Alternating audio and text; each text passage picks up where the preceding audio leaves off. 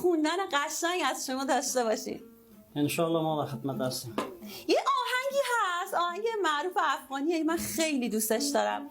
یه چیزی هست که میگه که مهتاب میشه، میگه حالا چون سال داره نو میشه ما میگیم که مهتاب میشه و نو به جانم آمده تو.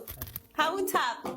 حتما انشالله خدمت شما و خدمت دوست تقدیم میکنم خانم. خیلی هم ممنون. چقدر قشنگه ما به عنوان بک‌گراند یه صدای خوشگل دموره داریم. مرسی. عالیه. برو بریم. خط فرنگی خال هندی لال بدخشانی بود، یار من چیزی که کم دارد مسلمانی بود.